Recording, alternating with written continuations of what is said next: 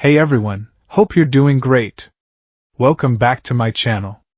In today's video, we'll dive into what if Deku was trained by Black Widow to become the perfect spy. Smash that subscribe button, and be sure to peek at the description below. Let's begin. The color had bled out of the world. That was Izuku Midoriya's first thought as he trudged along the cracked pavement of Muzutafa's side streets. It wasn't a literal observation, of course. The afternoon sun still cast a warm, buttery glow on the storefronts. The sky was a relentlessly cheerful blue, and the garish costumes of the pro-heroes currently wrapping up a minor villain incident a few blocks away were as vibrant as ever. But to Izuku, it was all a grayscale film. The sounds were muffled, the cheers of the crowd like static from a dead channel, the triumphant boom of a hero's finishing move a hollow echo in his ears. It had been 3 months. 3 months since the sludge villain. 3 months since Kaken. 3 months since All Might, perched on a rooftop with the city sprawling beneath them like a broken promise, had taken Izuku's 15 years of desperate, burning hope and gently, kindly, crushed it into dust. No, I don't think you can become a hero without a quirk. The words were a brand on his soul. He tried to fight it, at first. He'd gone home, locked his door, and stared at the smiling poster of his idol, tears carving hot tracks down his cheeks. He'd rewatched the debut video 100 times, trying to find the man who said anyone could be a hero, but all he could see was the gaunt, skeletal form of Toshinori Yagi and the pity in his eyes. The fight had drained out of him, leaving a profound emptiness. His hero analysis notebooks, once his most prized possessions, now sat gathering dust on his shelf. He still carried a blank one in his backpack out of sheer, unbreakable habit, but the pen felt alien in his hand, heavy and useless. What was the point of analyzing heroes when he could never be one? It was like a grounded bird studying the science of flight, a form of exquisite, self-inflicted torture. So now he walked. He walked to avoid the sympathetic, worried glances from his mother.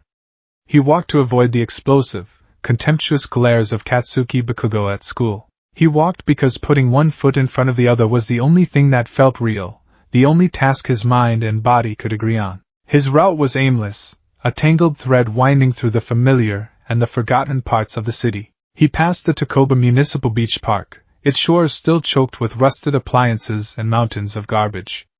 A monument to forgotten things.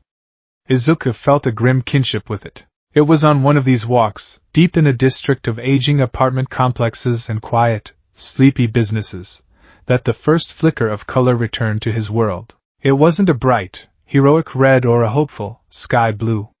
It was the flat, unassuming gray of an anomaly. He was passing a 24-hour convenience store, his gaze downcast, when his footfalls faltered. Something was wrong. His head tilted, a motion so instinctual he didn't even register it. He looked up at the small, dome-shaped security camera mounted above the entrance. He watched it for a full minute. A woman in a pink sun hat walked past. A delivery drone buzzed by. A cat stretched on a nearby wall. Then the footage jumped. It was barely perceptible, a skip of maybe 2 seconds, but it was there. The woman in the sun hat reappeared a few feet back from where she should have been. The drone stuttered in the air. The cat was back in its pre-stretched curl. A loop. A 2-second loop. Most people would never notice. Even the store clerk inside, bored and scrolling on his phone, was oblivious. But Izuku Midoriya had spent over a decade of his life obsessively watching, rewinding, and frame-by-framing hero fight footage. He was a connoisseur of patterns, a scholar of the minute details others missed. A looping security feed was a glaring error in the syntax of the world. Why? Sabotage for a future robbery? A prank? A simple malfunction? His mind, so long dormant and mired in despair, began to churn. He pulled out his notebook, the one he'd sworn he wouldn't use, and uncapped his pen.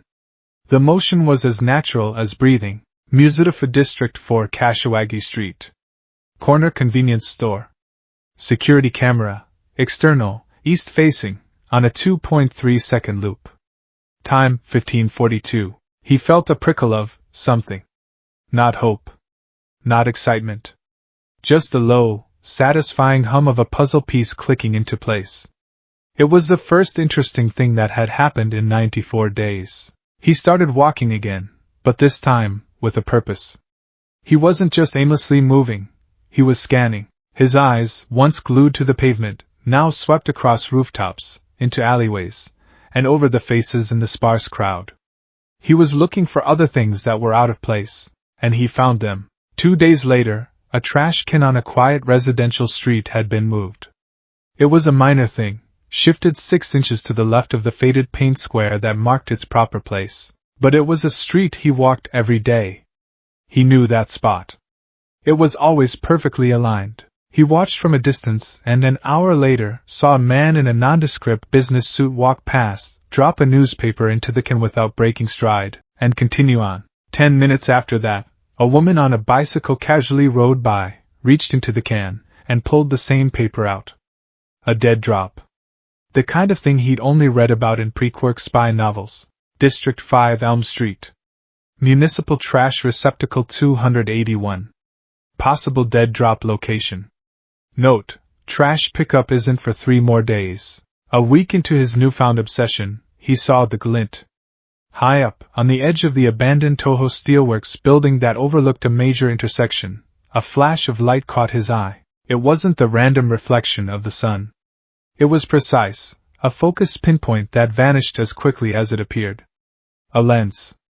Surveillance. He spent the next 4 hours watching the building from a hidden spot in a nearby park, mapping every possible entry and exit point, every window that offered a strategic vantage point. His notebook began to fill. Not with hero stats and quirk analyses, but with maps, timetables, and behavioral patterns. He wasn't analyzing heroes anymore. He was analyzing a ghost. This ghost, as he'd taken to calling it in the privacy of his own mind, was a master. There was no consistent physical description. Sometimes the anomaly was linked to a male figure, sometimes female. Sometimes they were young, sometimes old. It was a network, perhaps, or one individual with a quirk that allowed for flawless disguise. But there was a signature to their work, a quiet efficiency that Izuku was beginning to recognize.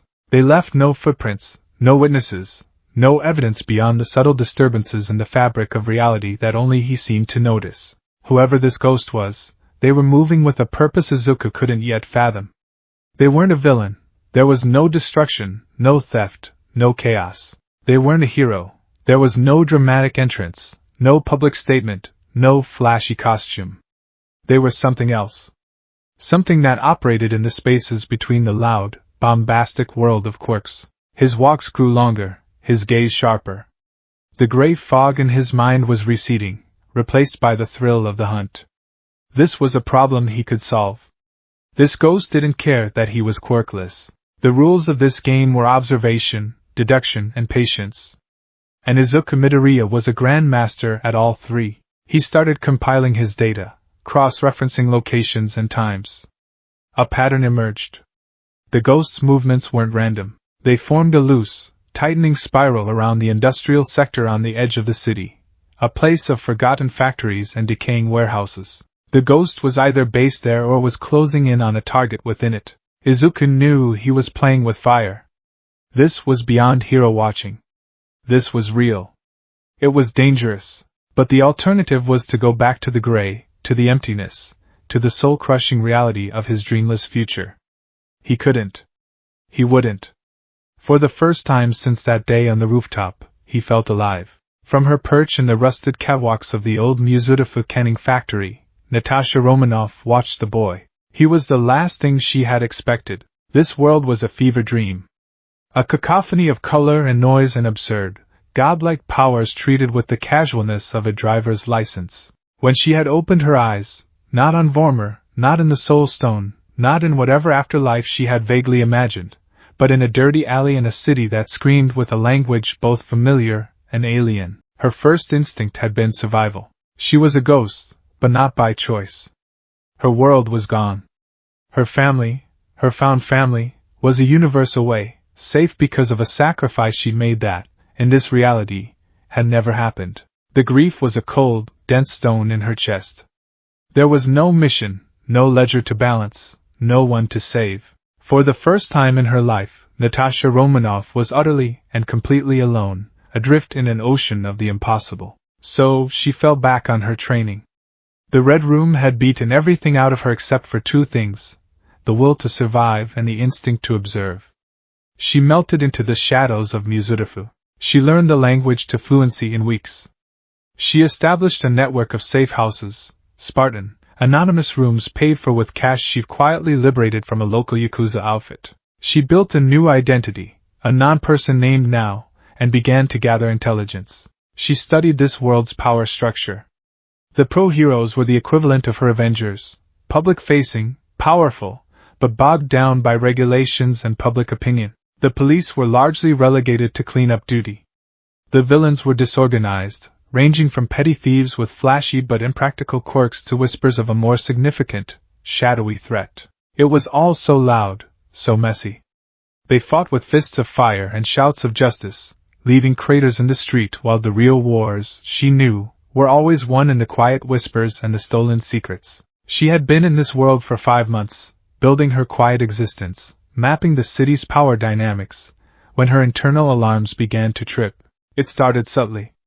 A slight deviation in a routine she had established, a feeling of being watched that was more than just paranoia. She was a master of evasion. No one should have been able to get a tail on her. She ran through the possibilities. The Hero Public Safety Commission? A rival underground organization? She set up countermeasures. She laid traps of misdirection and false trails. And she waited. The surveillance was persistent but amateurish. Clumsy even. Yet, it was undeniably effective. Whoever it was, they were learning. They anticipated her feints, they saw through her dead drops. They were mapping her movements just as she was mapping the city's. It was infuriating.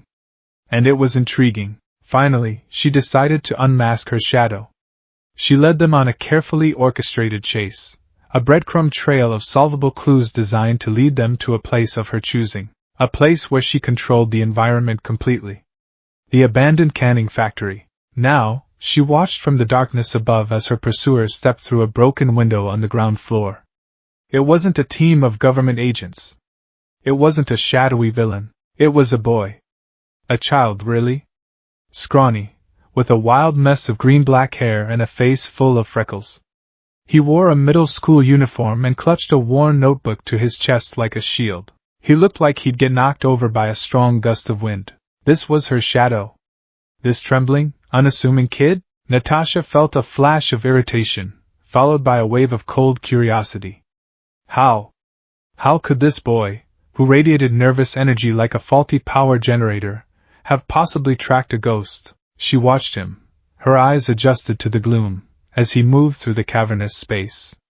He moved with a strange mix of terror and focus. His head was on a swivel, his eyes scanning every shadow, every rusted piece of machinery. He was scared, but he was still thinking, still analyzing. He stopped in the center of the main floor, right below her position. He looked at the scuff marks on the dusty floor, the faint outlines where crates had recently been moved. He looked at the single, unbroken window high on the far wall, the only one that provided a clear line of sight to the intersection she had been observing 3 nights ago. Then, he looked up. Not directly at her, but he scanned the catwalks, his brow furrowed in concentration. He was putting it together. He had followed the logic to its final, terrifying conclusion. He was in the heart of the ghost's lair. Natasha decided it was time for an introduction. She didn't make a sound. She didn't need to. She simply dropped. She landed behind him as softly as a falling leaf, her boots making zero-impact noise on the concrete. The only sound was the faint puff of displaced dust. The air in the factory solidified. The boy froze, his back ramrod straight. He could feel her presence, the sudden drop in temperature, the predatory stillness that had appeared behind him. He turned slowly, his movements jerky, his eyes wide with a terror so profound it was almost comical. They stood there for a long moment, a tableau in the dusty shafts of moonlight. The ghost and the boy who had found her. Izuku's heart hammered against his ribs like a trapped bird. 1 second he was alone, the next, the very air behind him had changed.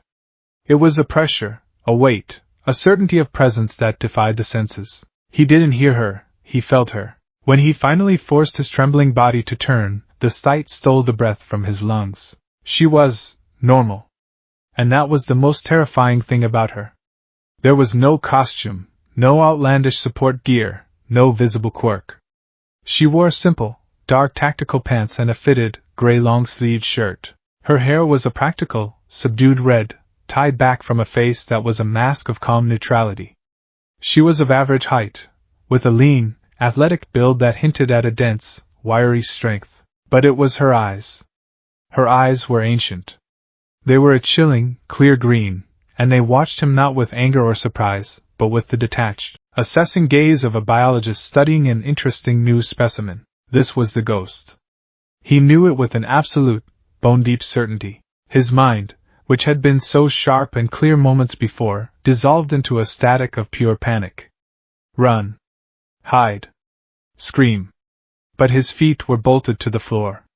His throat was constricted. All the bravery he'd felt during his investigation evaporated, leaving behind the same scared, quirkless boy who had been told he was worthless. The woman took a single, silent step forward. She tilted her head, and a low, foreign sound came from her lips. Russian. Izuku's brain, grasping for anything to do other than scream, latched onto the word. Russian. Not a common language in Japan. Foreign national? Intelligence agent? Mercenary? He opened his mouth, but only a pathetic squeak came out. He tried to take a step back and stumbled over his own feet.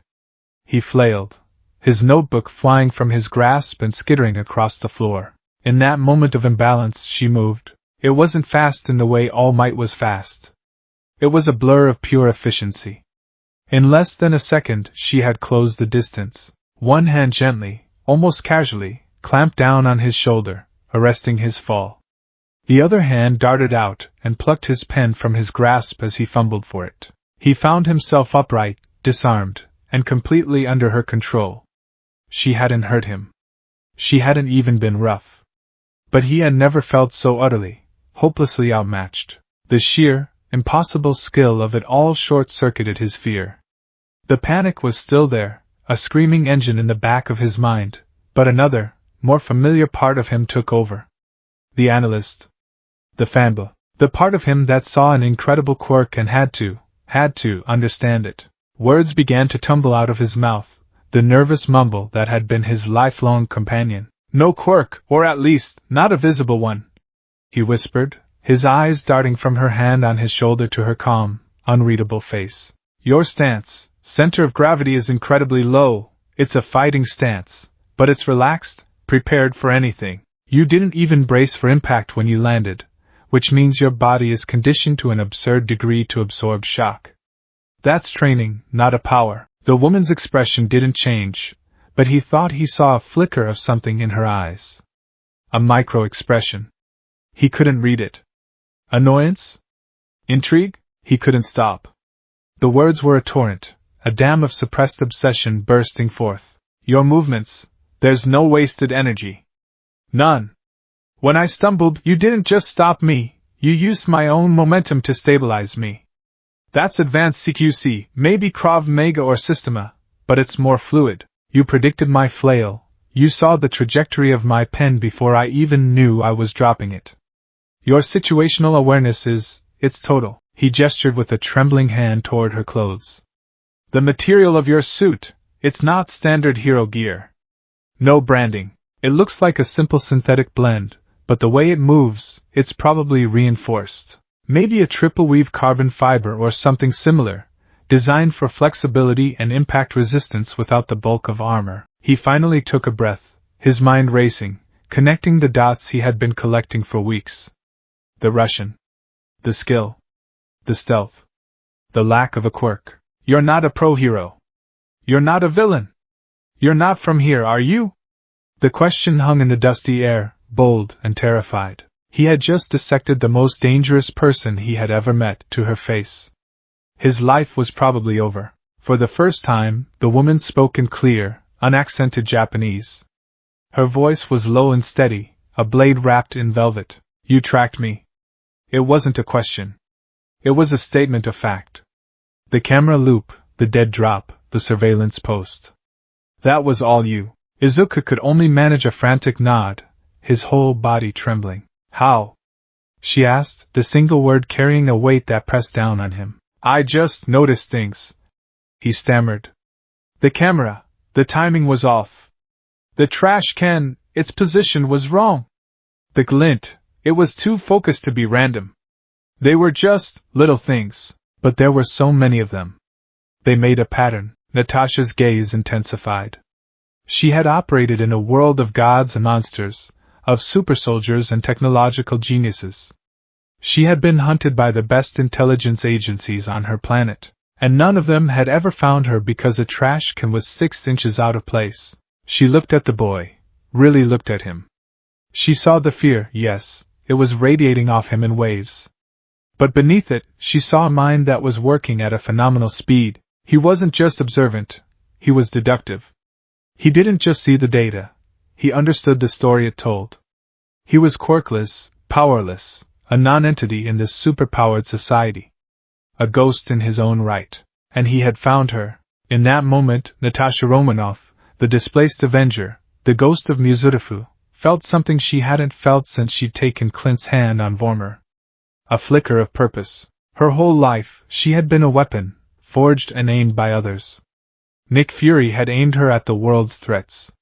Steve Rogers had aimed her at its corruption. She had aimed herself at the one, final task that could save her family. And now there was nothing. No handler, no mission. Just a cold, empty void. But looking at this brilliant, terrified boy, an idea began to form. An echo from her own past. A powerless child, overlooked by the world, with nothing but a sharp mind and an unbreakable will. She had been forged in the fires of the Red Room, turned into a killer. It had been a brutal, horrifying process. But what if it could be done differently? What if that training, refined and repurposed, could be used not to create a weapon of destruction, but a tool of protection? This world, with its loud, flashy heroes, was blind. It looked for threats in the sky and on the streets, but it was deaf to the whispers in the shadows. It needed an operative. An agent. Someone who could see the patterns everyone else missed. She saw the raw material in front of her. The intelligence was there. The analytical ability was off the charts. And when she looked into his wide, tear-filled eyes, she saw something else, something she recognized from the very best people she had ever known, a desperate, all-consuming desire to help others. That was the core of him. It was why he had been studying heroes in the first place. She could give him what All Might couldn't. She couldn't give him a quirk. But she could give him the skills, the training, the mindset. She could take this brilliant, broken boy and forge him into something this world had never seen. Not a hero who stood in the light, but a guardian who operated from the shadows. Her hand released his shoulder. She took a step back, giving him space. The boy flinched, expecting a blow, but she simply stood there, watching him. Her expression was no longer neutral. It was considering. Izuku watched her, his heart still pounding but his mind strangely calm. He had laid all his cards on the table. He was at her mercy. He waited for the verdict. The ghost of Muzurifu looked down at the notebook on the floor, then back at him. The silence stretched, thick and heavy with unspoken possibilities. Finally she spoke again, her voice cutting through the quiet like a surgeon's scalpel. You have a remarkable mind. But you're sloppy. You're scared. And you have no idea what you've stumbled into. She bent down in one fluid motion and picked up his notebook. She flipped through the pages filled with his frantic scrawls, his maps, his deductions about her. Her expression remained unreadable. She closed it and held it out to him. Izuku hesitantly took it, his fingers brushing against hers. Her skin was cool and calloused. The world is more than just heroes and villains, kid, she said, her green eyes locking onto his. The biggest fights are the ones you never see. They're won by people with no powers, no fame, and no recognition. They're won with information, strategy, and the will to do what others can't. She paused, letting the weight of her words sink in. That dream of yours? The one where you stand in the sun and save people with a smile? It's dead. But that doesn't mean you can't save people. A spark ignited in the deepest, most desolate part of Izuku's soul. It was small, fragile, but it was warm. You found me, she continued, her voice dropping to a near whisper. No one else could. That makes you either very stupid or very special. I'm going to find out which. She looked him up and down one last time, a final, comprehensive assessment. What's your name? He swallowed, the simple question feeling like the most important one he'd ever been asked. He stood up a little straighter, the terror finally giving way to a sliver of something he hadn't felt in a long, long time. A chance. Midoriya, he said, his voice barely more than a croak, but it was steady. Izuku Midoriya. The woman gave a single, sharp nod. The corner of her mouth quirked up in something that wasn't quite a smile, but wasn't entirely devoid of warmth either. It was the look of a master artisan who had just found a rare and promising piece of raw material. My name is Natasha, she said. Your training begins tomorrow. The journey from the canning factory was a masterclass in silent, untraceable movement. Natasha. The name felt both incredibly mundane and impossibly dangerous on Izuku's tongue, led him not on a direct path, but through a labyrinth of Muzutafu's forgotten arteries. They scaled chain-link fences with the ease of climbing stairs, moved through darkened alleyways like flowing water, and crossed rooftops in a series of silent, efficient leaps that left Izuku breathless and aching. He wasn't running to keep up. He was scrambling, his school shoes slipping on gravel, his lungs burning, his mind a whirlwind of terror and awe. Natasha never looked back. She didn't need to. She moved with the absolute certainty that he was following, like a predator who knows its prey is too mesmerized by its power to even think of fleeing. The city lights, once a comforting blanket for Izuku, now seemed like the eyes of a million witnesses he was desperate to avoid. He was being pulled from his world, his simple, painful, predictable world, into the deep, unseen currents that flowed beneath it. Their destination was an apartment building so anonymous and drab it was functionally invisible, nestled between a laundromat and a shuttered noodle shop. It was a place you could walk past 1,000 times and never remember. Natasha bypassed the main entrance, leading him around back to a rusted fire escape. She ascended without a sound, a phantom in the gloom. Izuku followed, his every footstep a deafening clang in his own ears. The apartment was on the 3rd floor. The window was unlocked. Inside, the space was as Spartan and impersonal as its exterior. It was less a home and more a station, a temporary nest for a bird of prey. A single cot was made with military precision in one corner. A small, sturdy table stood in the center, on which sat the disassembled components of a sleek, black handgun, a laptop, and several small, strange-looking electronic devices. There was no art on the walls, no photographs, no clutter. The only scent in the air was the faint, clean smell of gun oil and ozone. Natasha moved to the small kitchenette, pulled 2 glasses from a bare cupboard, and filled them with water from the tap. She placed one on the table in front of the single chair, an unspoken command for him to sit. Izuku obeyed, his legs trembling from the exertion and the adrenaline. He felt like a mouse brought into a lion's den, not for a meal, but for an interview. She leaned against the counter, arms crossed, the cold glass of water in her hand doing nothing to soften her severe posture. For a long minute, she just watched him, her green eyes dissecting him layer by layer. You're a terrible liar, she began, her Japanese flawless and direct. Your heart rate is elevated, your pupils are dilated, you're shallow breathing. Your body is screaming fear, but your mind is cataloging everything in this room. The make of the firearm, a customized Glock 26. The probable processing power of my laptop based on the heat vents. The purpose of the frequency jammer on the table. You're terrified, but you're still analyzing. Izuku's throat was dry. He took a shaky sip of water. She was right. He couldn't stop it. His brain was an engine that never shut off. That engine is wasted on hero worship, she continued, her voice sharp. Heroes make noise. They create spectacle. They fight the obvious threats, the monsters that crawl out into the daylight. They are a necessary, and very loud, part of the ecosystem. But they are a shield, not a scalpel. They can't cut out the cancer.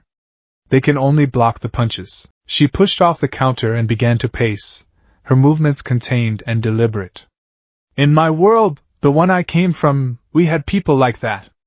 Gods. Super soldiers. Men in iron suits. They saved the world loudly. But the world was also saved, every single day, in silence. By people who could walk into a room and convince a warlord to stand down without throwing a single punch. By people who could disappear into a crowd and emerge with a secret that would topple a corrupt government. By people who could see the storm coming when it was still just a change in barometric pressure. She stopped in front of him, her shadow falling over him. That is real power, Izuku Midoriya. Not the ability to smash a building, but the ability to know who designed the building, what its structural weaknesses are, and how to own it by next Tuesday without anyone ever knowing you were there. Information. Deception. Control. These are the weapons that shape the world, not quirks. Izuku stared at her, mesmerized. Everything she said resonated with a part of him he had never dared acknowledge. His notebooks weren't just about awesome finishing moves. They were about weaknesses, strategies, psychological profiles. He had been collecting the very weapons she was describing without even realizing it. You told me my dream is dead, he whispered, the words tasting like ash. The version of it you held, yes, Natasha confirmed, her tone unrelenting. The version where a quirkless boy magically develops powers or becomes a hero through sheer pluck and optimism. That's a fairy tale. The world is not a fairy tale. It's a locked room, and you have to be willing to pick the lock, or kick the door down. She leaned in, her voice dropping to a conspiratorial hush. I am offering you a key. Not to that bright, sunlit world of heroes you dreamed of. I'm offering you a key to the rooms in the back, the ones in the shadows where the real decisions are made. I can't give you a quirk. But I can make you a weapon. The words hung in the air, charged and heavy. A weapon. It was a terrifying concept. All his life, he'd wanted to be a symbol. A shield. A hero. But a weapon? Weapons were tools. They were cold, and personal, and dangerous. But what was the alternative? To go back to the gray. To be Deku, the useless boy. To watch heroes on TV and fill notebooks that would never mean anything. To live a life of quiet, simmering regret. All Might had seen his spirit and offered him pity. This woman, this ghost, saw his mind and offered him a purpose. It was a dark, frightening purpose, but it was something. It was a path, and for a boy who had been told he was standing at a dead end, any path was a temptation. He thought of the sludge villain, of his own helplessness. He thought of Kaken's explosive contempt. He thought of All Might's sad, final words on the rooftop. And then he thought of the quiet thrill he'd felt when he first spotted the looping camera, the satisfaction of piecing together the puzzle of the ghost. It wasn't the joyous rush of heroism, but it was a feeling of competence. Of value. He looked up from the table, meeting Natasha's unwavering gaze. The fear was still there, a cold knot in his stomach, but for the first time, it was accompanied by a sliver of steel. Okay, he said, his voice surprisingly firm. Make me a weapon! A flicker of something, approval, perhaps, passed through Natasha's eyes. She gave a curt nod. Good. Because your old life is over. From now on, your name is a liability, your habits are weaknesses, and your emotions are a vulnerability to be managed. Welcome to the Red Room, Izuku Midoriya. School is in session. The training began before the sun rose the next day, and it did not feel like school. It felt like being systematically dismantled, piece by painful piece. Izuku learned quickly that Natasha's definition of training was a brutal fusion of Spartan discipline, KGB methodology, and a pragmatism so sharp it could cut diamonds. There were no encouraging words, no pats on the back, no gold stars for effort. There was only the objective, the failure, and the instruction to repeat until the failure was eliminated. His life was stripped down to three core pillars: the physical, the mental, and the emotional. The physical was a baptism by fire. His alarm was no longer a gentle chime, but the harsh scrape of Natasha's voice at 4:30 sharp. His day began with a run, not a jog around the block, but a grueling trek across the city, ending at the garbage-choked shores of Takoba Beach.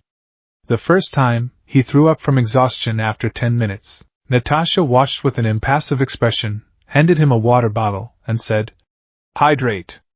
Then keep running." He ran until his legs were jelly, and his lungs were on fire. Then he would move heavy, rusted objects, old refrigerators, engine blocks, tangled masses of rebar, from one end of the beach to the other. It wasn't weightlifting.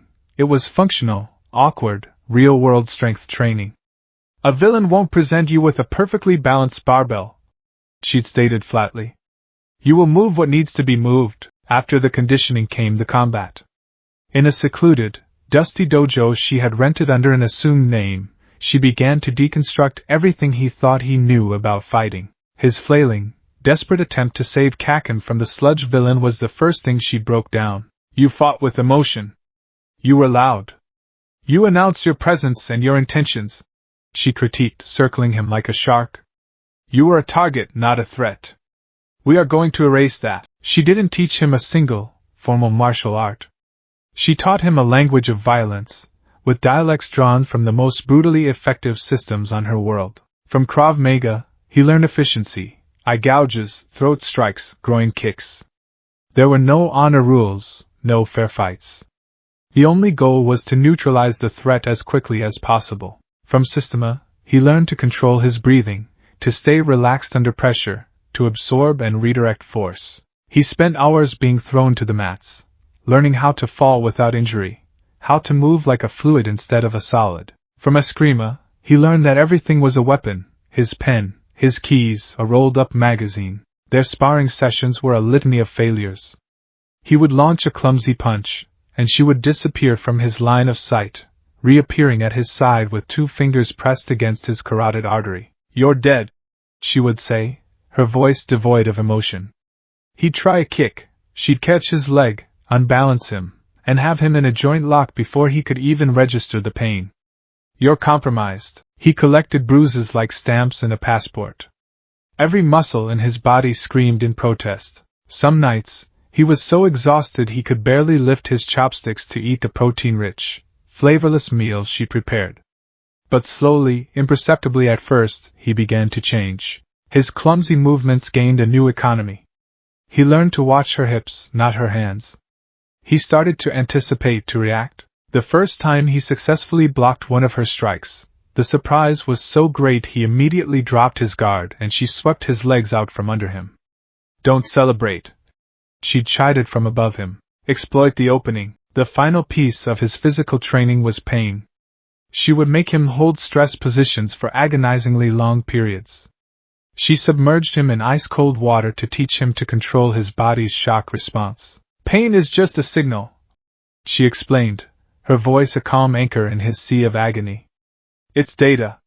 You must learn to receive the data without letting it override the system. Acknowledge it, analyze it, and then file it away. You are the operator, not the machine. The mental training was, in many ways, even more grueling. Natasha declared his education at Aldera Junior High to be functionally useless, except as cover. His real education took place at the table in her safe house. He was given stacks of books on psychology, engineering, sociology, chemistry, and history. He was taught to speed read, to absorb and retain information at a prodigious rate. Your mind is a library, she told him, tapping his forehead. Right now, the books are scattered on the floor. We are going to build shelves. We are going to implement a cataloging system. This system was the memory palace. She guided him through the complex mnemonic technique, helping him construct a vast, detailed building in his mind where he could store information. The layout of a building he needed to infiltrate would be stored in the West Wing. The personal history of a target would be in the portrait gallery. Chemical formulas, security codes, languages, all had their designated place in the intricate architecture of his mind. He was drilled relentlessly in observation. They would sit in a crowded cafe, and he would be ordered to close his eyes and recall every detail. The number of patrons, what they were wearing, the license plates of the cars parked outside, the number of sugar packets left in the dispenser on their table. At first, he could only recall a handful of details. Within months, he could paint a near-perfect snapshot of a moment in time from memory. Languages came next. Japanese is insular. You need more tools, Natasha stated. He began learning English and Russian. His days were structured around immersion. For 12 hours, they would speak nothing but Russian. The next day, only English.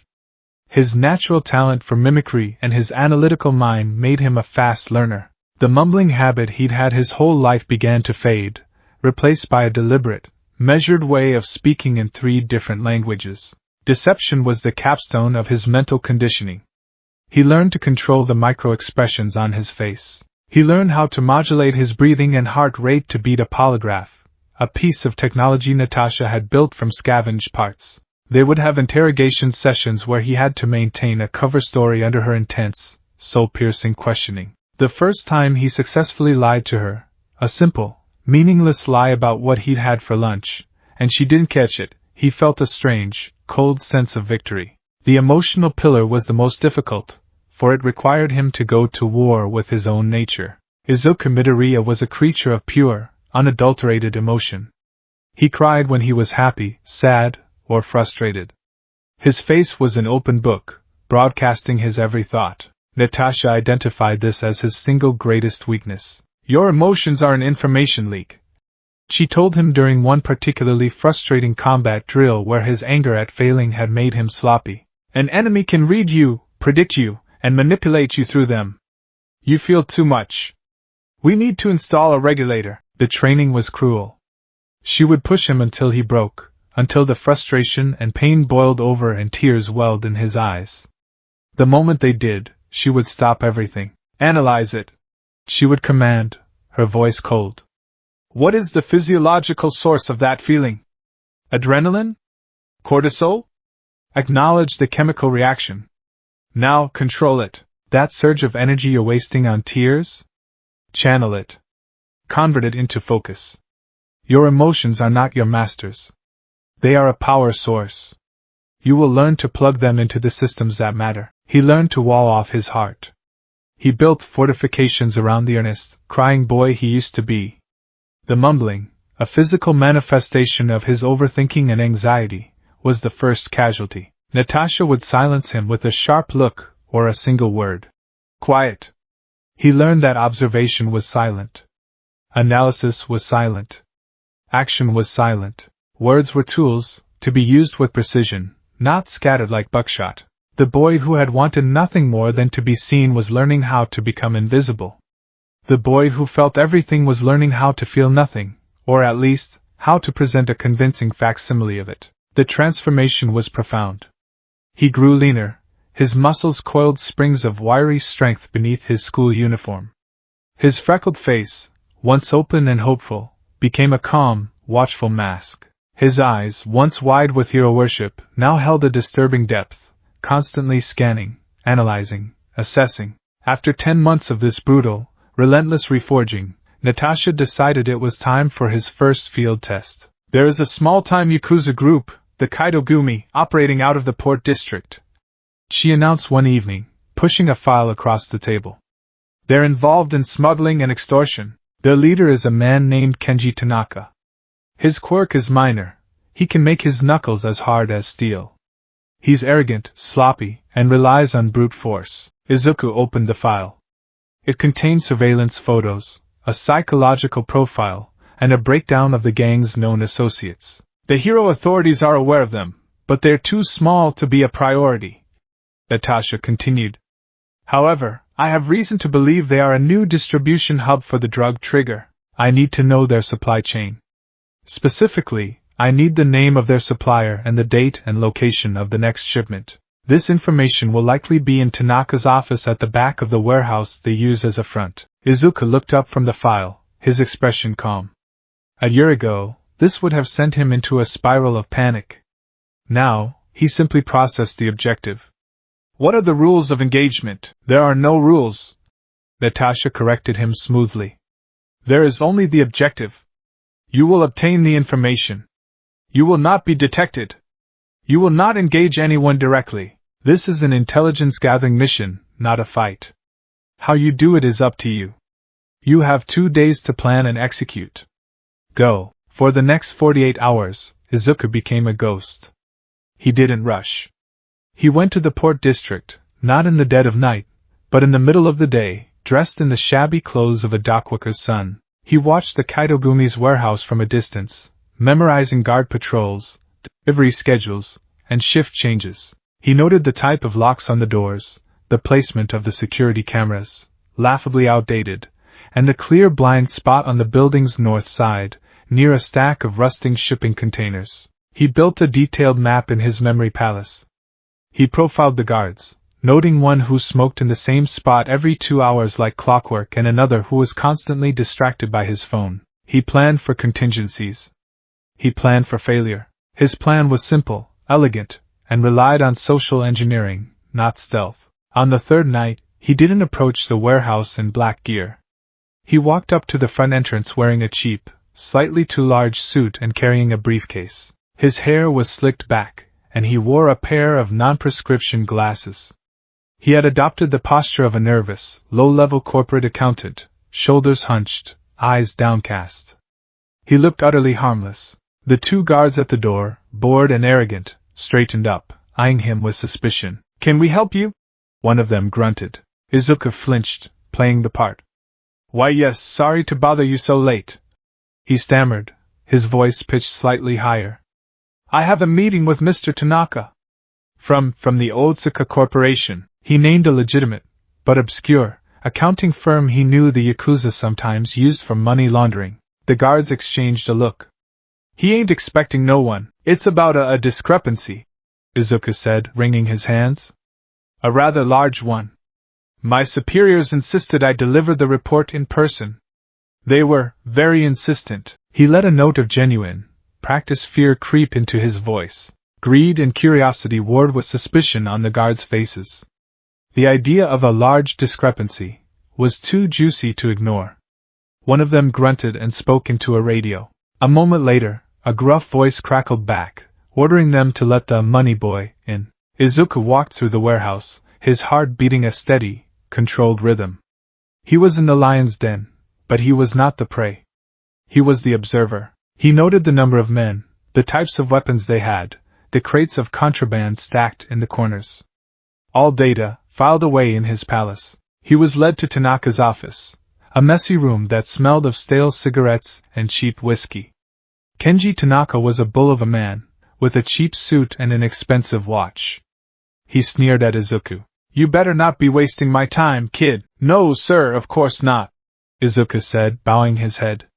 He opened his briefcase, which contained a thick ledger full of nonsensical figures he had fabricated. As he explained the fake discrepancy, pointing to various columns and charts, his eyes were scanning the room.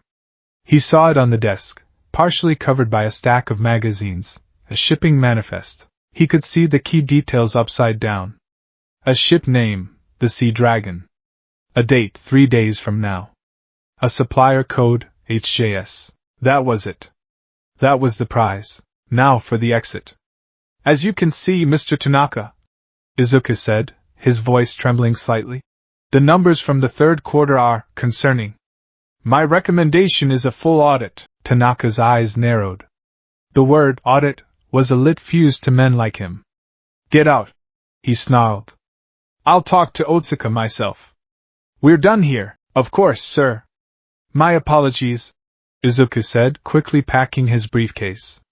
He scurried out of the office, escorted by the guards. As he walked back across the warehouse floor, he, accidentally, tripped, his briefcase flying open and scattering papers everywhere. "Idiot!"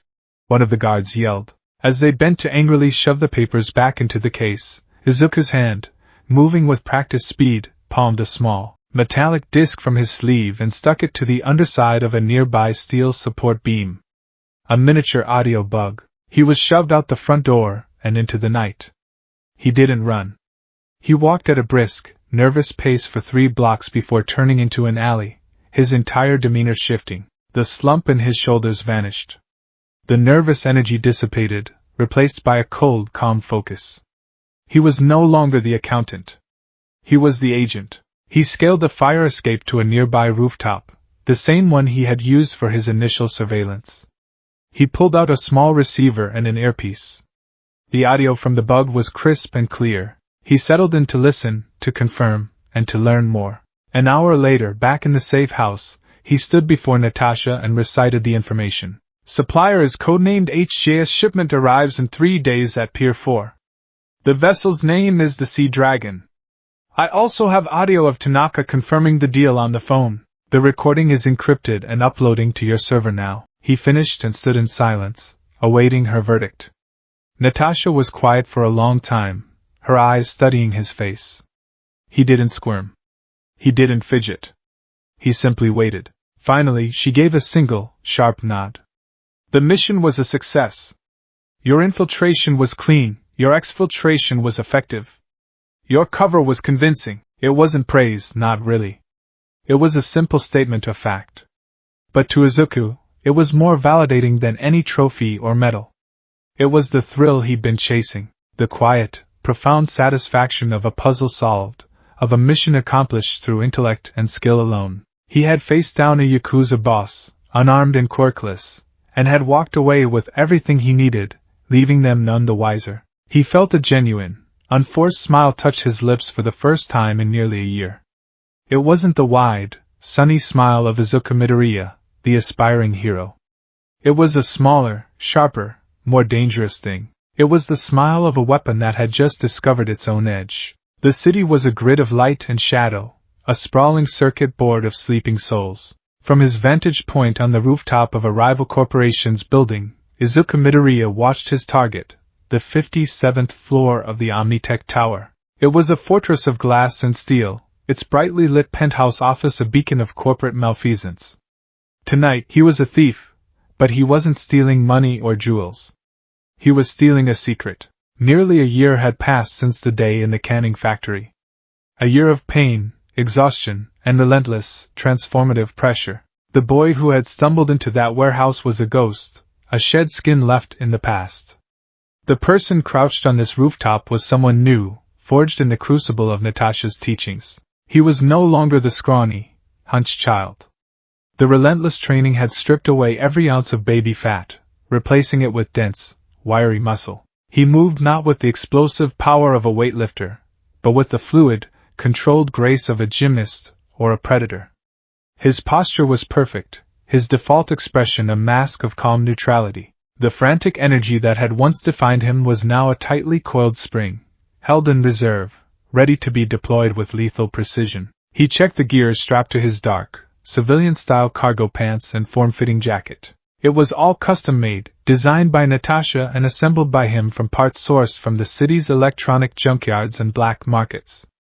On his belt, a thin, high-tensile grapnel line. In his pockets, a handful of small, non-lethal smoke pellets and several coin-sized EMP emitters. Strapped to his forearms, hidden beneath the sleeves of his jacket, were his version of Widow's Bites, a pair of sleek black gauntlets that could deliver a variable, high-voltage, low-amperage shock. He called them his static gauntlets. They were for emergencies only.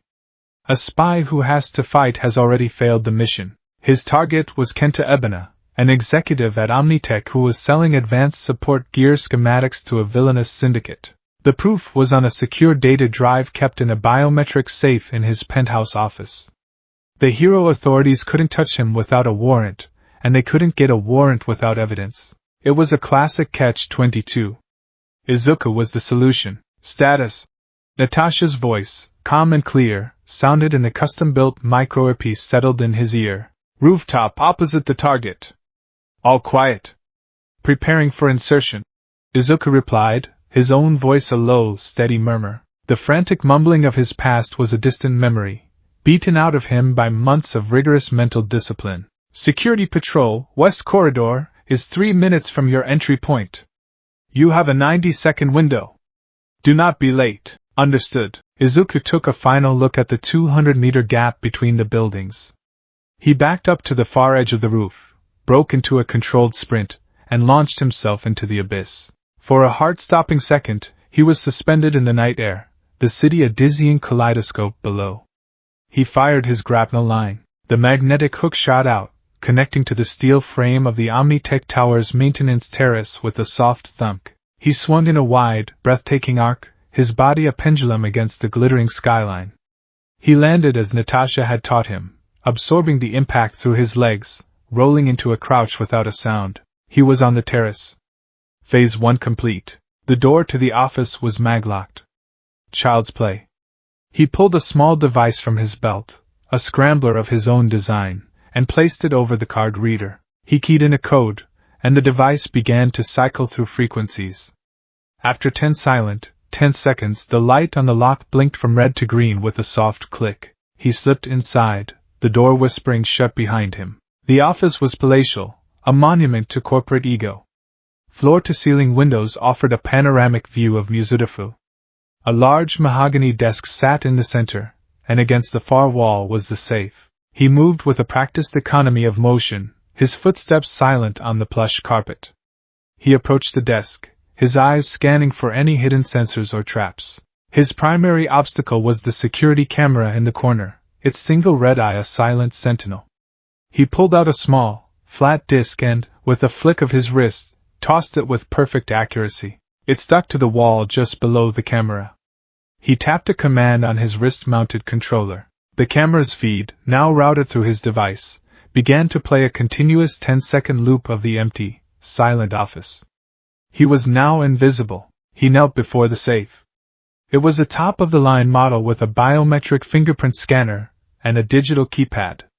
Bypassing the electronics would be time-consuming and risky. Natasha's intel had provided a simpler solution.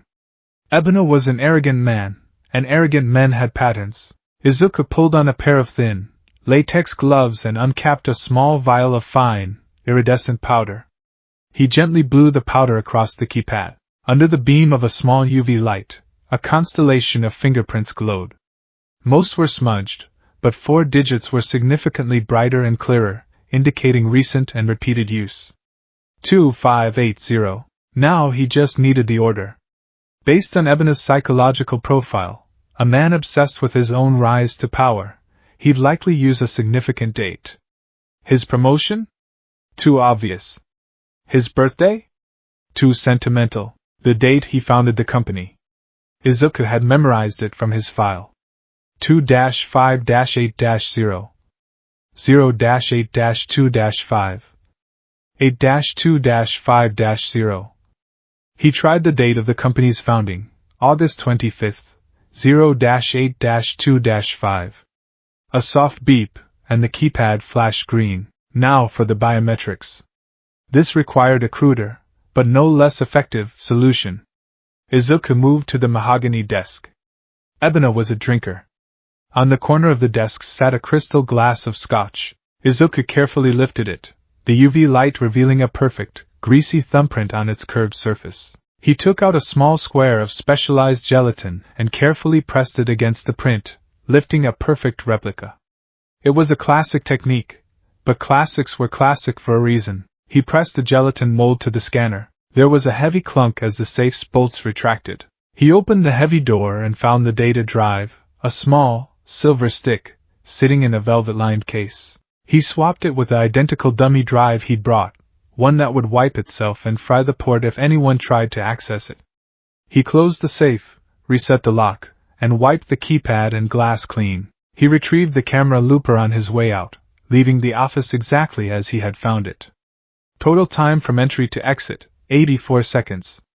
6 seconds to spare. He exfiltrated the same way he came, a silent shadow swinging back across the chasm between the buildings. As he landed back on the starting rooftop, he allowed himself a single, deep breath, the cold night air a balm on his focused mind. Report, Natasha's voice commanded.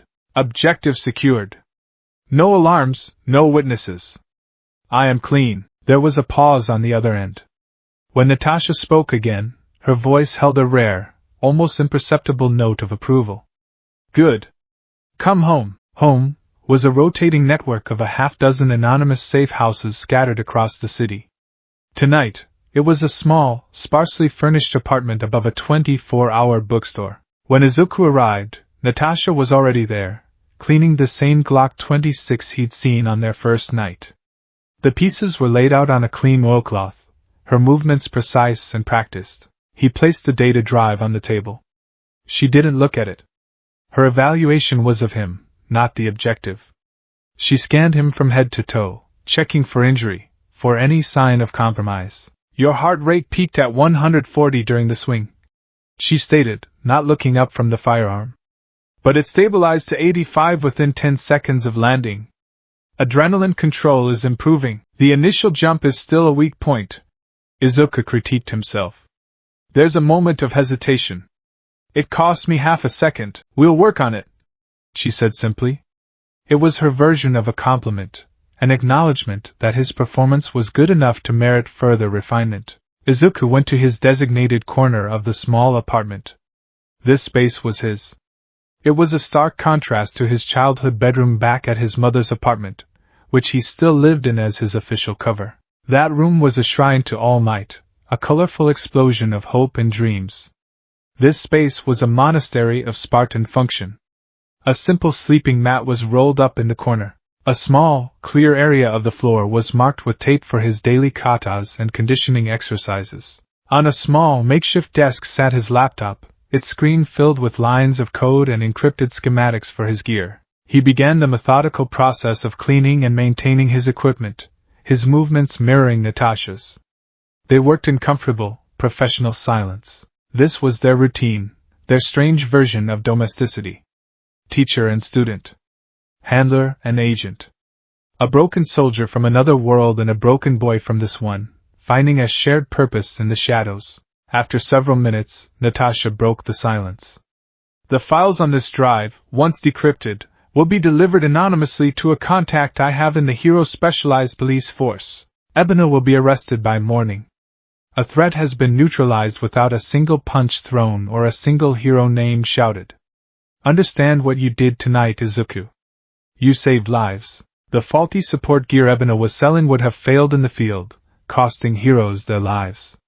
The weapons he was funding would have taken countless civilian lives. You saved them all, and they will never know your name. Izuku nodded, the weight of her words settling on him. It was a strange, hollow sort of victory. There was no cheering crowd, no grateful victim, no sense of public triumph. There was only the quiet satisfaction of a job well done. It was enough. It had to be. Natasha finished reassembling her pistol with a final, satisfying click. She set it down and turned her full attention to him. Her gaze was intense, signaling a shift from debriefing to strategy. This was your final evaluation, she announced. You've proven you can operate in the field. You have the skills. Now, it's time to begin the mission. Izuku stopped polishing his grapnel launcher, his brow furrowing. I thought this was the mission. This was training, she corrected him. Gathering intel on small-time crooks and corrupt businessmen is practice. I've been preparing you for the real battlefield, the place where all the major players in this country converge. The nexus of the hero world. She slid a pamphlet across the table. It was glossy, colorful, and emblazoned with a bold, familiar logo. Yue High School. Izuku stared at it, his carefully controlled heart skipping a beat. The sight of it was a punch to the gut, a phantom limb aching with the memory of a dead dream. Yue? He breathed, the name feeling foreign on his tongue. Why? Think strategically, Natasha prompted, her voice sharp, pulling him out of his emotional reverie. Where is the next generation of this world's most powerful weapons being trained? Where do all the top pro heroes have connections? What single institution, if compromised, would cripple this country's entire defense infrastructure and shatter public morale? The pieces clicked into place in his mind. He saw it not as a school, but as she did, a strategic asset of unparalleled importance.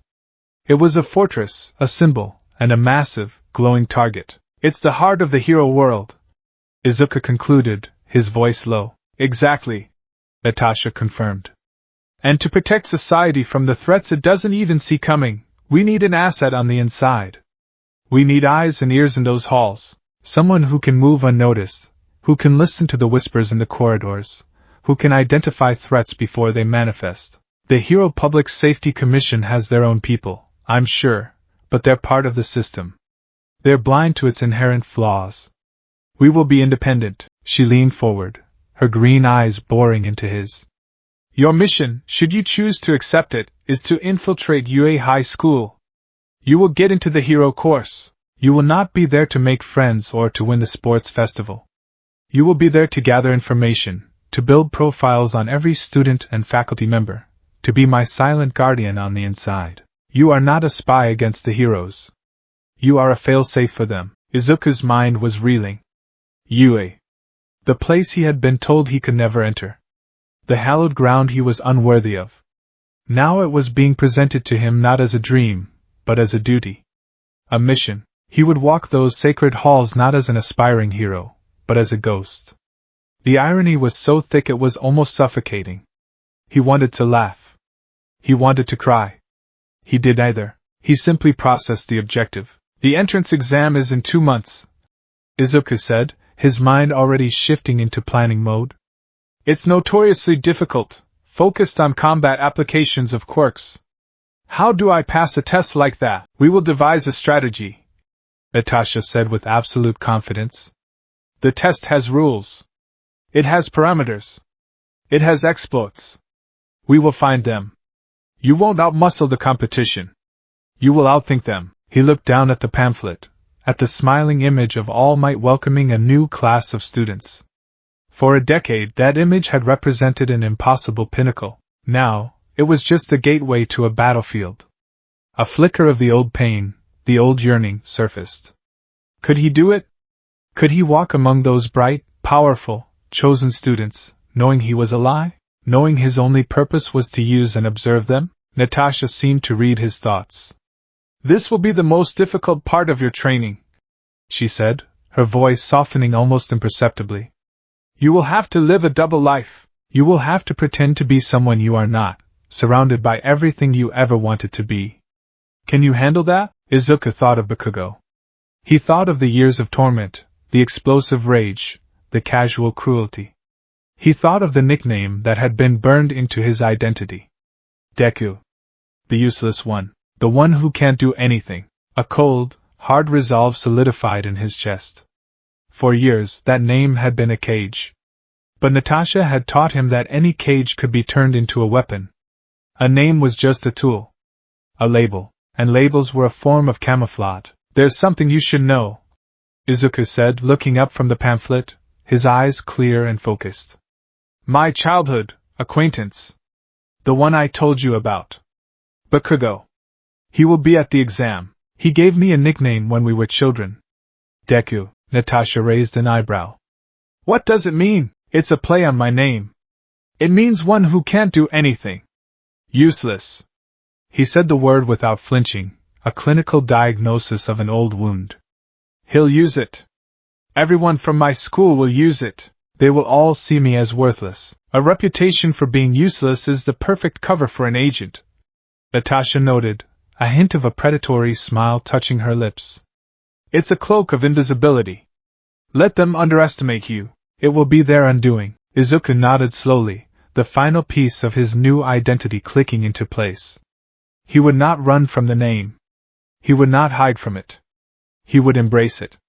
He would wield it. It would be his call sign, his code name, his declaration of intent. It would be a promise. He stood up, his transformation complete. The sniveling, crying fanboy was gone.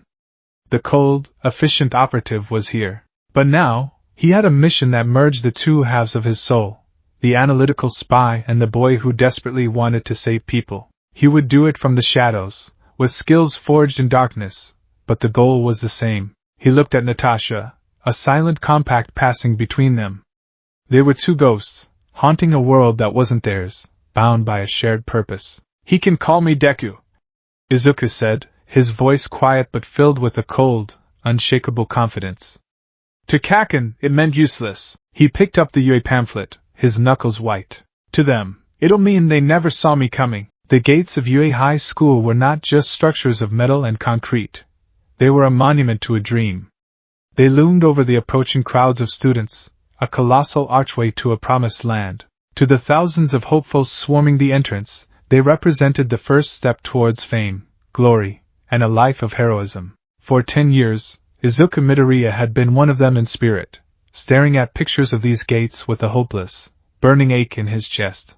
Today, standing before them in the flesh, he felt no such ache. He stood slightly apart from the main throng, a small, still island in a sea of nervous chatter and boisterous energy. Where others saw a gateway to a dream, Izuku saw a choke point. He saw the optimal placement for security checkpoints, the clear lines of sight from the upper windows of the main building, the limited avenues of approach that could be easily cut off in an emergency. The awe was still there, a faint thrumming deep beneath his ribs, but it was filtered through a thick, dispassionate layer of tactical analysis.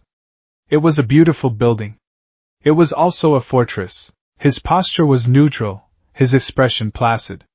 His standard-issue black Gakurin was neat, his bright red shoes the only flash of color, a deliberate, minor anomaly to make him seem more like a quirky teenager, and less like a gray man in training. He was projecting an aura of harmless mediocrity, a camouflage he had practiced for months. He was just another face in the crowd, another hopeful nobody. And nobody was a very safe thing to be. Get out of my way, Deku. The voice was a familiar explosion of gravel and rage. Izuku didn't flinch. He didn't even turn his head, his eyes remaining fixed on the school building. He had already clocked Katsuki Bakugo's approach 30 seconds ago. The aggressive, wide-shouldered gait, the crackle of nitroglycerin from his palms, the way the crowd instinctively parted before him like water before a shark. Bakugo came to a stop beside him, radiating a palpable heat of pure contempt. What the hell do you think you're doing here? This isn't a field trip for hero-worshipping freaks. You're quirkless. You'll just get yourself killed, you useless wannabe. The word, Deku, landed with all the force of a thrown pebble against a stone wall. A year ago, it would have shattered him. He would have shrunk, stammered, and dissolved into a puddle of apologies and fear. Now, he simply turned his head, his gaze calm and steady, and met Bakugo's furious red eyes. There was no fear in his expression. There was no defiance. There was nothing. It was the flat, neutral look of a person observing something mildly interesting, like an insect crawling on a wall. Hello, Kaken, Izuku said, his voice even and quiet. It's a big campus. I'm sure we'll manage not to get in each other's way. He then turned back to face the gates, a clear, simple dismissal. The effect on Bakugo was more potent than any insult Izuku could have devised. Bakugo was built for confrontation, for a fiery back and forth where his dominance was asserted through volume and aggression. He had brought a bomb to a battle of silence, and he didn't know how to react. What did you just? Bakugo snarled, his hands starting to spark. You think you're better than me now? You're still the same pebble on the side of the road. You're nothing. Control the encounter, Natasha's voice echoed in his memory palace. Do not cede emotional ground. His anger is his weakness. Let him exhausted on your silence. Izuku gave no response. He just stood there, waiting for the gates to open, effectively treating Bakugo as if he were background noise. The simmering rage coming off the explosive teen was so intense it was a physical presence, but with no fuel to feed it, the fire banked, turning into a low, murderous glower. Finally, with a frustrated tch, Bakugo shoved past him and stomped towards the entrance, muttering threats under his breath. Izuku allowed himself a small, internal nod. Phase 1 of a long, arduous mission, complete. He had established a new baseline. He was no longer a victim, he was a void, and Bakugo's anger could find no purchase there. The crowd surged forward as the gates opened, and Izuku let himself be carried with them into the cavernous auditorium for the entrance exam briefing. He found a seat in the middle rows, a position that offered maximum observation potential while drawing minimum attention. The lights dimmed, and a massive screen lit up as the voice hero, Present Mike, exploded onto the stage in a riot of sound and energy. Hello, examinees. Welcome to the UA High Entrance Exam. Can I get a yeah? Silence. Izuku resisted the urge to wince at the volume. His senses, honed by months of training, found the hero's amplified voice to be a physical assault. He calmly reached into his pocket and inserted a pair of custom-molded, near-invisible earplugs, dampening the sound to a manageable level. As Present Mike launched into his high-energy explanation of the practical exam, Izuku wasn't just listening to the words, he was deconstructing the entire presentation. Persona, high-energy, approachable. Designed to ease tension in young applicants. Quirk voice. Sonic-based. Effective for crowd control and wide-area attacks. Weakness. Requires line of sight and a clear airway. Susceptible to stealth and surprise attacks from a silenced position. The screen behind Present Mike displayed the rules. A 10-minute mock battle in a massive, simulated urban environment. The opponents were robots, designated as villains. There were 3 types, 1-pointers, 2-pointers, and 3-pointers.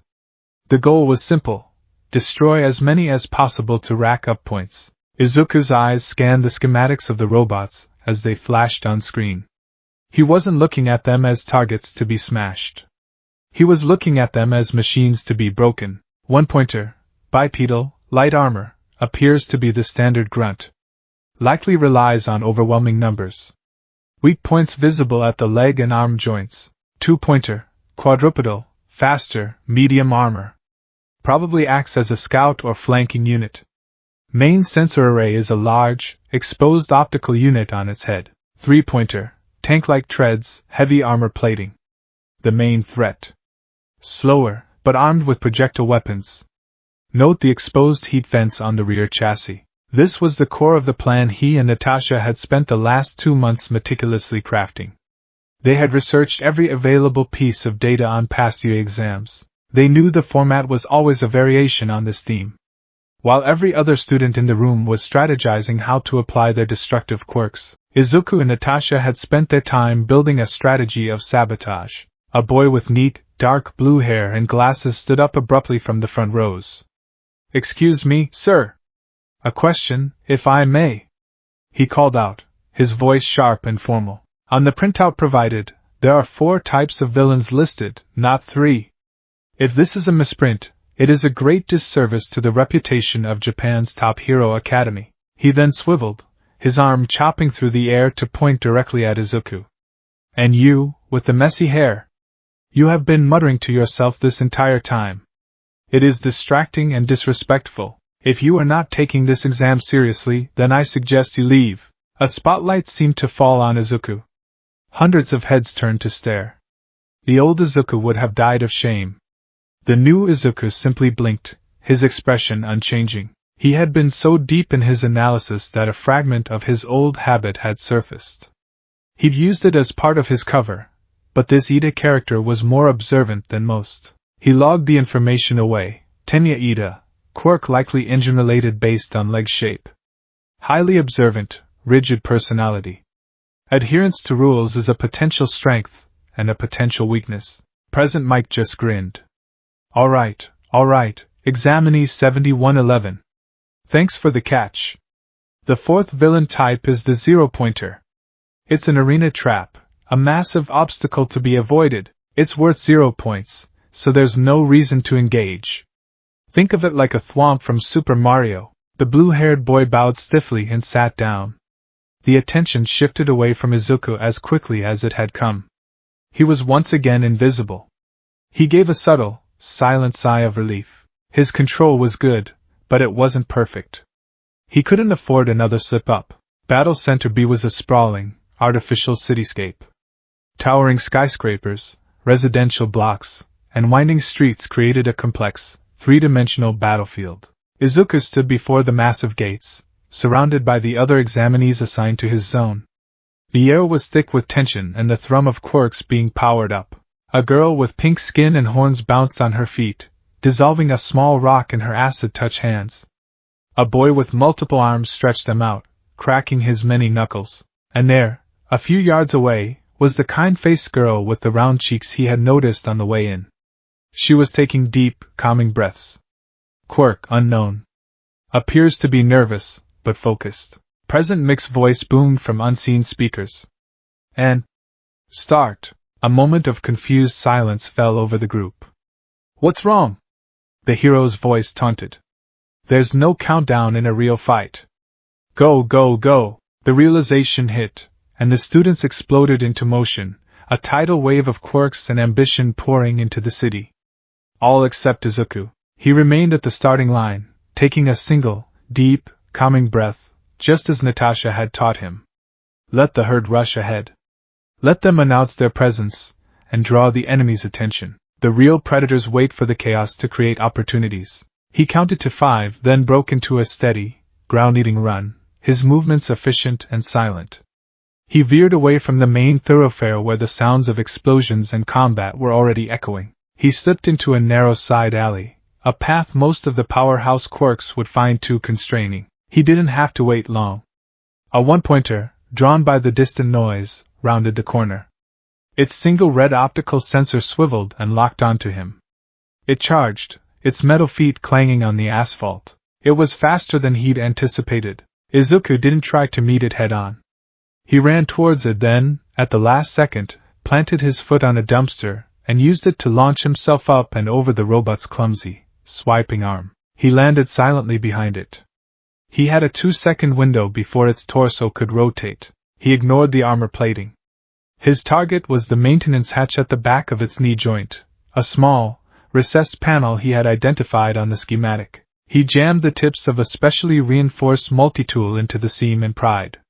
The panel popped open with a groan of stressed metal. Inside was a tangle of color-coded wires and hydraulic lines. Natasha had drilled him on standard robotic schematics for weeks. Red for locomotion, blue for hydraulics, yellow for primary power. He pulled a pair of insulated wire cutters from his belt. With a quick, precise snip, he severed the thick red cable. The one-pointer seized up mid-stride. Its optical sensor flickered and died.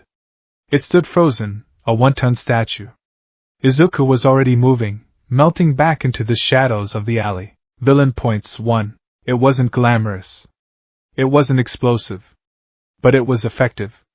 He repeated the process twice more on other stray one-pointers, perfecting his technique. He was a ghost in the machine of the exam, a saboteur, not a brawler. He soon encountered a 2-pointer, its 4-legged, canine form allowing it to navigate the rubble-strewn streets with unsettling speed. It was guarding a small plaza, its optical sensor sweeping the area. Getting behind it would be impossible. Izuku ducked behind a burned-out car. This required a different approach. He took a small, coin-sized disc from his pocket, one of his custom EMP emitters. The problem was range. He had to get it on the robot's chassis. He scanned his environment. A fire escape on the building to his left. A pile of debris to his right. He formulated a plan in 3 parts. Part 1, Distraction. He picked up a chunk of concrete and hurled it at a metal sign on the far side of the plaza. The loud clang caused the 2-pointer to whip its head around, focusing all its attention on the source of the sound. Part 2, Approach. While the machine was distracted, Izuku sprinted from cover, his footfalls silenced by his training. He ran not towards the robot, but towards the fire escape. He scaled it in seconds, his movements fluid and practiced. Part 3, Execution. From his perch 3 stories up, he looked down at the robot, which was still cautiously investigating the noise. He took a breath, calculated the trajectory, and dropped. He landed squarely on the robot's back, his legs absorbing the impact. The machine bucked like a wild horse, but Izuku held on. He slapped the EMP device onto the armor plating just behind its sensor head and vaulted off, rolling as he hit the ground. He scrambled for cover as the robot turned its attention to him, its weapon systems coming online. He tapped a command on his wrist controller. The EMP discharged with a faint whine. The 2-pointer's lights flickered erratically. Its limbs twitched, and then it slumped to the ground, inert and silent. Villain points 3. This was his rhythm. Observe, analyze, strategize, execute. He wasn't competing with the other students. He was running his own race, playing a different game. He could hear them, of course. Bakugo was a continuous, rolling series of explosions somewhere to the east, his triumphant, enraged yells echoing off the buildings. The girl with the pink skin was melting robots with sizzling pops. The boy with the laser navel was a disco ball of destruction. They were racking up points in the double digits, while he was painstakingly collecting them one by one. For a fleeting moment, a pang of the old envy surfaced. The desire to be like them, to be powerful, to be a hero in the way everyone understood. He saw his younger self, face pressed to the computer screen, watching All Might with tears in his eyes. He ruthlessly crushed the feeling. Emotion is a vulnerability. Natasha's voice cut through his nostalgia. The mission is to pass, not to impress. Stick to the plan. He needed more points faster. Individual takedowns were too slow. He needed to be more efficient. He found a new vantage point on a rooftop and began to observe the battlefield as a whole, looking for patterns. The robots weren't spawning randomly.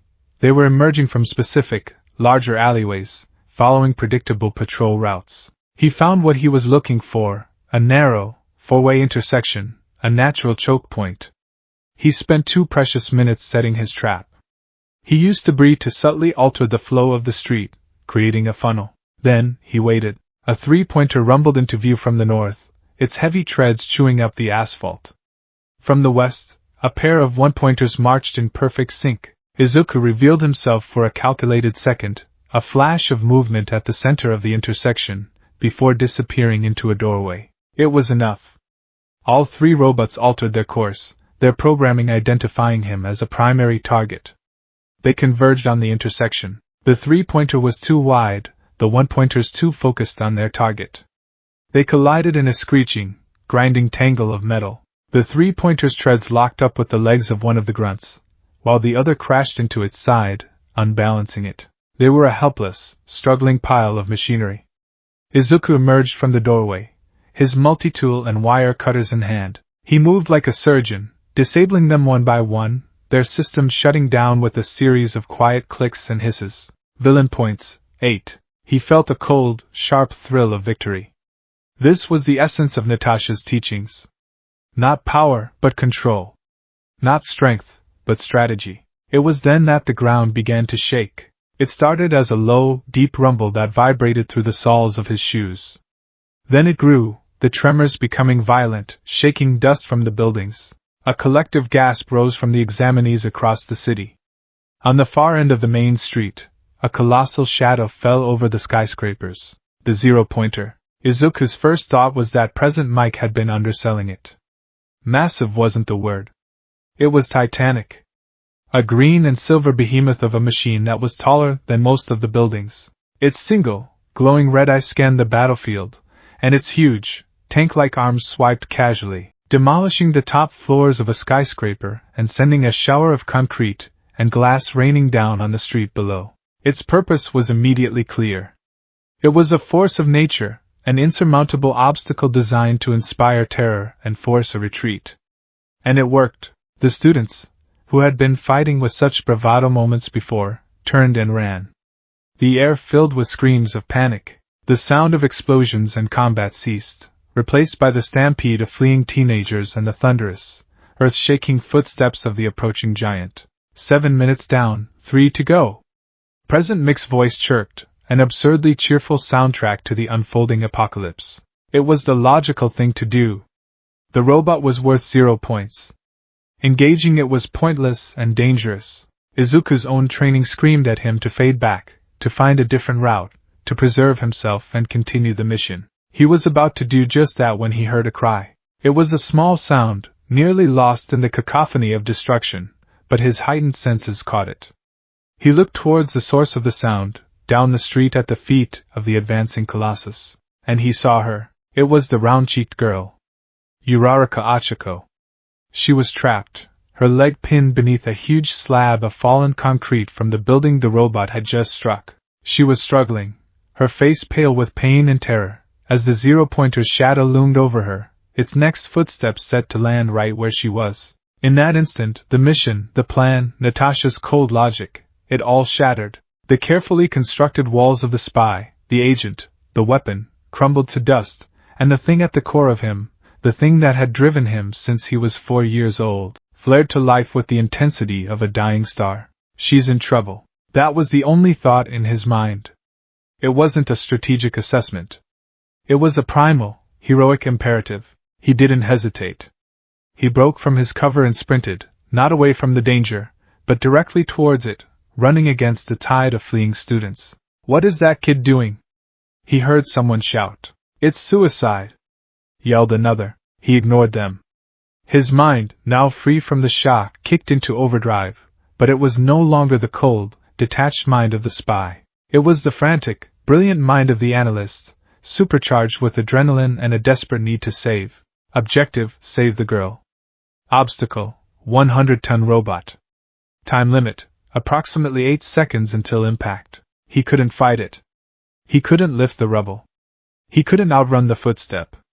He had to stop the robot itself. Deconstruct the machine. His eyes, honed by years of analysis, scanned the zero-pointer not as a monster, but as a piece of engineering. The armor plating was too thick for any of his tools. Its optical sensor was too high, but its sheer size was also a weakness. The amount of weight being supported by its leg joints had to be immense. The hydraulics, the pistons, the actuators, they would all be under catastrophic levels of stress. A critical failure in a single load-bearing joint would compromise the entire structure. He saw it, a thick, piston-like actuator in the robot's left ankle, momentarily exposed as it lifted its leg to take the next step. It was covered by a reinforced plate, but the joint itself, the point where it connected to the lower leg assembly, had to be a point of articulation. A weak point. He didn't have the power to break it. But he didn't need to. He just needed to disable it. His hand went to his belt, to the last and most powerful tool Natasha had given him, one he was ordered to use only in the most dire of emergencies. It was a small, high-yield, shaped breaching charge, designed not for wide-area destruction, but for precise, focused demolition. His plan formed, a desperate, insane gamble. He fired his grapnel line. The hook shot upwards, the sound of the launcher a tiny thwip against the roar of the robot. It soared, catching the edge of a third-story window on a building adjacent to the robot's path. He didn't hesitate. He swung. The world became a blur of motion. He arced through the air, directly towards the robot's colossal, descending leg. For a terrifying moment, he was flying parallel to the giant metal foot, close enough to see the individual rivets and scorch marks on its surface. He pulled the breaching charge from his belt and armed it with a flick of his thumb. At the apex of his swing, as he drew level with the ankle joint, he planted the magnetic charge squarely on the actuator's connecting plate. His job wasn't done. He had to get clear.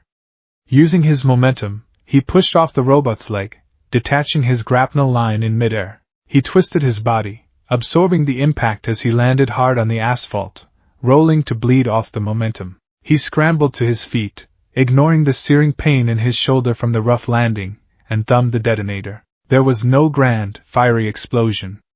There was only a sharp, violent crack, like the world's largest whip. The shaped charge directed all of its force inwards. The reinforced plate buckled. The actuator piston, subjected to a sudden, catastrophic pressure spike it was never designed to handle, shattered internally. There was a high-pitched shriek of tortured metal and a deafening hiss as thousands of gallons of hydraulic fluid sprayed out in a geyser. The zero-pointer's leg, now deprived of its primary support, could no longer bear the robot's immense weight. It buckled. The giant faltered, its thundering footstep going wide, crashing into the street a dozen yards away from Uraraka, shaking the very foundations of the city. The robot teetered for a long, agonizing moment, its balance completely compromised. Then, with a groan that sounded like a dying wail, it began to fall, toppling over like a felled tree, away from the girl and crashing into the building on the opposite side of the street in a cataclysmic avalanche of steel and concrete. Silence descended, broken only by the tinkling of falling glass and the hum of the ruined machine. The buzzer sounded, its shrill cry signaling the end of the exam. Izuku didn't register it. He was already on his feet, sprinting the last few yards to Uraraka. Adrenaline masked the pain in his body. He reached the slab of concrete pinning her leg. He couldn't lift it. My quirk. I can make it lighter, she gasped, her face strained. She reached out to touch it, but then her eyes rolled back and she slumped, the strain and fear having pushed her past her limit. Izuku gritted his teeth. He found a broken length of rebar and, using a smaller chunk of concrete as a fulcrum, he jammed it under the slab. He put every ounce of his trained, wiry strength into the makeshift lever. With a final, desperate heave, the slab shifted just enough for him to drag her leg free. He stood there, panting, covered in dust, his body screaming in protest, looking down at the unconscious girl and the mountain of metal he had just brought down. He had 8 villain points. He had almost certainly failed the exam. But as he looked at the girl, safe and alive, he felt no regret. He didn't notice the crowd of stunned examinees staring at him in utter disbelief. He didn't see Bakugo, standing a block away, his face a mask of incandescent fury and utter confusion. He only heard Natasha's voice in his head, a memory from a lesson on the core tenets of their work. The mission objective is paramount. But there is one exception. The preservation of innocent life. A true operative knows when to break the rules to uphold the principle. He had broken the rules. He had upheld the principle. And now, he just had to live with the consequences. In a darkened observation room high above the city, a group of pro-heroes stared at a bank of monitors in stunned silence. "Well, I'll be," President Mike said, his usual boisterous energy gone, replaced by quiet awe. "That kid." On the main screen, the replay showed Izuku's final, desperate act. They watched him analyze the robot, the swing, the precise placement of the charge. They saw the calculated, engineered fall. A tired-looking man with long black hair, wrapped in a gray scarf, leaned forward. Shota Aizawa's eyes, usually bored and listless, were sharp and focused. He didn't try to destroy it, he noted, his voice a low rasp. He disabled it. He identified a structural weakness and exploited it with a tool. That wasn't a panicked attack. That was a takedown. A small, white creature that might have been a mouse or a bear or a dog sat in the main chair, sipping tea. Principal Nizu watched the footage with a gleaming, intelligent light in his beady eyes. Indeed, his performance throughout the exam was anomalous. He accrued very few villain points, and his methods were unorthodox. He sabotaged the robots, he didn't fight them. He showed high levels of situational awareness, strategic thinking, and proficiency with support gear that is far beyond a normal middle schooler's. But his final score is only 8 points, another hero pointed out. It's not enough to pass. Nizu smiled, a knowing, slightly unsettling expression. Oh, I wouldn't be so sure. We are not just looking for those who can destroy. We are looking for those who embody the spirit of heroism. He pressed a button on his console. A new scoring metric appeared on the screen. As you all know, there is another, hidden scoring system. Points awarded by a panel of judges for heroic, selfless acts. We call them rescue points. On the screen, the scores for examinee 7111, Izuku Midoriya, began to update. Villain points, 8. Rescue points, 60. A collective gasp went through the room. His rescue points score was higher than the top scorer's villain point total. To risk everything, with no hope of reward, to save a stranger from insurmountable danger, Nizu said, his voice filled with a quiet delight. To face down the unwinnable scenario not with brute force, but with ingenuity and courage. That, gentlemen, is the very definition of a hero. He took another sip of his tea, his eyes twinkling as he looked at the image of the unassuming, green-haired boy on the screen. I do believe, he said to the room at large, that things at Yui are about to get very, very interesting.